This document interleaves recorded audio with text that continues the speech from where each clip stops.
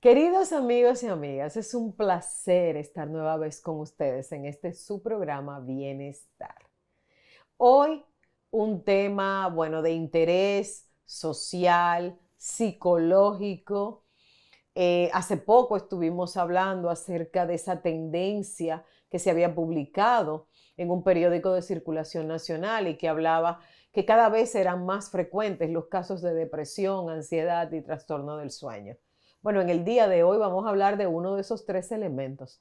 Vamos a hablar de la ansiedad. Es muy frecuente y tristemente a partir de la pandemia se ha hecho muy de expresión social. ¿Qué es la ansiedad? Ay, estoy ansioso. Ay, me siento ansiosa. Ay, tú te estás comportando de una manera muy ansiosa y esas expresiones se han vuelto parte de nuestro vocabulario diario.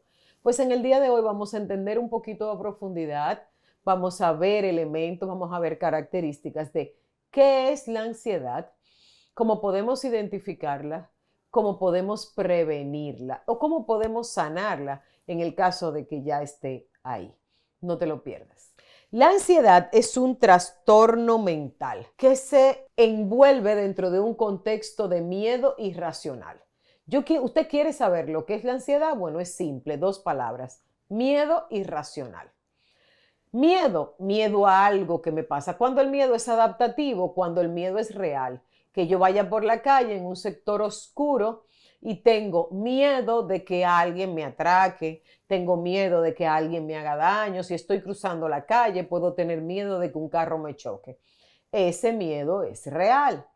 Ahora, ¿cuándo es un miedo irracional? Cuando a pesar de que yo estoy caminando en un proceso de seguridad, en mí hay la predisposición de que puede pasarme algo que afecte mi integridad física, emocional, social. Por eso existen más de un tipo de ansiedad. Es importante entender que hay tipos de ansiedad como situaciones en las que se desarrolla. Número uno que ustedes seguramente conocen, el famoso ataque de pánico. El ataque de pánico es una manifestación ansiosa puntual que responde ante una situación imprevista y donde la persona comienza a somatizar, a sentir en su cuerpo sensaciones como que está pasando algo que teme que ocurra. Por ejemplo, si yo tengo miedo de morir asfixiada, yo comienzo a somatizar como que estoy perdiendo el aire. Si yo tengo miedo de morir de un ataque al corazón, yo comienzo a sentir presión de pecho y malestar como si estuviese teniendo un ataque al corazón. ¿Entienden eso? Entonces, ese es el ataque de pánico. ¿Qué pasa con el ataque de pánico? Que usualmente se vincula a experiencias traumáticas vividas, a que en algún momento perdí a alguien que murió de manera imprevista y yo creo que yo también podría morir de manera imprevista. O tal vez estoy viviendo un momento difícil en mi vida y ese momento yo lo connoto con que sí, eso me va a pasar en tal o cual momento. También están las fobias. Las fobias son muy conocidas. Las fobias es un miedo a una situación o a algo particular. Es fobia a los perros. Fobias a los lugares cerrados. Fobias a los lugares abiertos donde hay mucha gente, mucho público. Entonces, las fobias es un temor excesivo que llega a generar en mí un nivel de desesperación por miedo a que algo me ocurra, de lo cual yo ya tengo un patrón de pensamiento disfuncional. Está la ansiedad generalizada, que es un patrón de malestar, de miedo o preocupación permanente. ¿Cómo pasa eso? Bueno, me preocupa lo que va a pasar mañana, me preocupa la situación que tiene mi hermana, la situación que tiene mi hija, me preocupa perder mi trabajo, me preocupa todo. Eso es ansiedad generalizada. Evidentemente es un patrón que no solamente repercute en los pensamientos que tengo, sino que modifica mi patrón de funcionamiento orgánico. Es decir, cuando yo tengo ansiedad, yo puedo tener alteración del sueño. Las personas con ansiedad tienden a tener dificultad para conciliar el sueño o mantenerlo.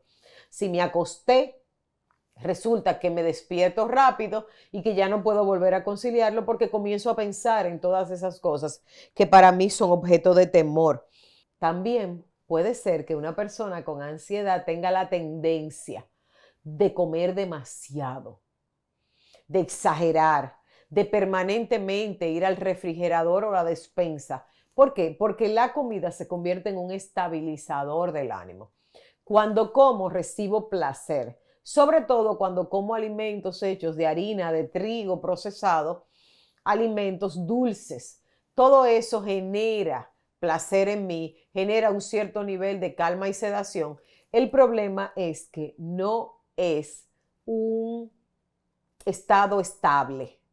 Es algo que está y luego de manera muy rápida pasa. Entonces yo tengo una caída significativa y lo que tengo en consecuencia es una dificultad porque vuelvo a tener el mismo proceso. ¿Qué personas están en riesgo de sufrir ansiedad? Bueno, evidentemente personas con problemas, por ejemplo, de baja autoestima, que tienen un nivel inadecuado, desregulado de la valoración en sí mismo. Son personas que tienden a creer que son vulnerables a cualquier tipo de situación que les pase y por consiguiente pueden experimentar experiencias traumáticas de muy fácil forma. También personas que tienen alguna condición predisponente de manera bioquímica, es decir, una desregulación de determinados neurotransmisores que pueden predisponer altos niveles de cortisol, por ejemplo, a tu poder desarrollar niveles de ansiedad, algún tipo de ansiedad. ¿Qué otro elemento puede ser? Haber vivido una experiencia traumática, como por ejemplo haber sufrido un accidente, haber estado expuesto a alguna situación de riesgo, puede ser algún componente de ansiedad. Es importante que veamos esto porque la ansiedad es un enorme abanico que tiene un espectro en sí mismo, es decir, puede ser una ansiedad leve, moderada o grave. Entonces, no todo el mundo que tiene ansiedad puede sentirse de la misma manera bajo la misma circunstancia. También eso tenemos que tomarlo en cuenta. Reguladores que pueden ayudarnos con la ansiedad. El ejercicio físico definitivamente es un elemento que nos ayuda a equilibrar la manera como nos sentimos. La buena nutrición. En caso de tener algún rasgo de ansiedad que ha sido evaluado por un psicólogo o un psiquiatra, es posible que llegues a necesitar un tipo de psicofármaco que se llama ansiolítico, que provee el equilibrio químico en tu cerebro para que tu sistema comience a estabilizarse. ¿Ok? Eso es importante. Importante también es tener higiene del sueño. ¿Qué es higiene del sueño? Poder descansar adecuadamente, poder dormir de manera reparadora, de modo tal que mi sistema pueda recomponerse. ¿Ok? Y a eso evidentemente le tenemos que integrar el hecho de que podamos tener actividades de distracción. Estas actividades de distracción nos permiten a cada uno de nosotros regular la forma como nos sentimos en un momento determinado. Y por último, bueno, ustedes saben que yo soy cristiana y yo tengo que compartirle que el hecho de tú poder tener una vida espiritual activa te puede ayudar a regular los patrones de miedo irracionales. Es importantísimo. Las personas, y esto ha sido científicamente comprobado, que pertenecen a comunidades de fe, tienen mayores factores protectores y menos factores predisponentes a estos tipos de trastornos mentales. E incluso cuando lo sufren, tienen mejores capacidades de poder afrontar este tipo de situación. Es decir, que qué bueno que tú puedas ejercer y congregarte en alguna comunidad de fe que pueda ser de crecimiento para ti. ¿Ok? Entonces, ya tengo ansiedad o tengo hace mucho tiempo ansiedad. Bueno, hay múltiples elementos que tenemos que tomar en cuenta.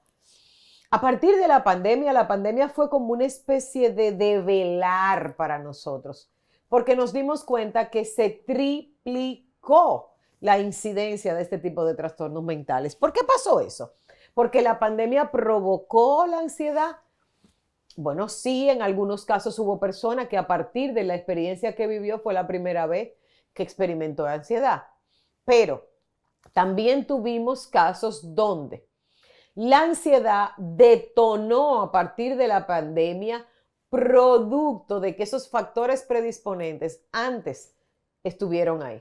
Entonces tenemos que tomar en cuenta cómo yo percibo las situaciones que vivo, qué pasa conmigo, qué pasa cuando yo me veo en situaciones que ameritan cierto nivel de equilibrio. ¿Qué pasa con eso? Bueno, tengo que ver porque puede ser que desde muy temprana edad hay ansiedad en infantes, hay ansiedad en proceso de gestación. Imagínense cuán temprano puede ser el desarrollo de la ansiedad. Claro, en estas etapas usualmente es una ansiedad que es heredada a partir de la relación con una madre, padre, que ya sufría ansiedad. Entonces hay un componente genético significativo en este proceso. Ten cuidado con las condiciones que vives, las condiciones sociales, tal vez el trabajo que desarrollas es un trabajo que implica mucha presión y genera esta sensación de que siempre estoy atrasado, de que me va a ir mal, y comienzo yo a pensar en todo el espectro negativo. Y la ansiedad tiene las características de que nos impide pensar en las cosas positivas y en las herramientas que tenemos para modificar esto. Eso es importante tenerlo en cuenta. En otro orden, pues bueno, es importante el tener actividad física permanente que ayuda a regular el cortisol y todos esos elementos que les mencioné anteriormente, como es una buena higiene del sueño, una buena alimentación, espacios de esparcimiento y distracción y también una vida espiritual. Todos estos elementos ayudan ya sea que tú estás viviendo experiencias de ansiedad como trastorno o ya sea que tú sientes o percibes que tienes conductas ocasionales que te predisponen a desarrollarlo. Espero que toda esta información que compartimos pueda ser de crecimiento para ti y los tuyos. Por favor, escríbeme a través de mis redes sociales como Nadiesca de Nova. No lo olvides. Puedes encontrarme en YouTube y en Instagram. Y también, si ya ves que has vivido esta experiencia por mucho tiempo y no sabes qué hacer y has intentado todos estos consejos que he compartido contigo y aún así no has podido regularlo, pues visítanos en el Centro de Crecimiento Integral, donde con muchísimo gusto podemos darte servicios de salud mental en esta área y muchas otras. Que Dios te bendiga. Gracias por estar con nosotros.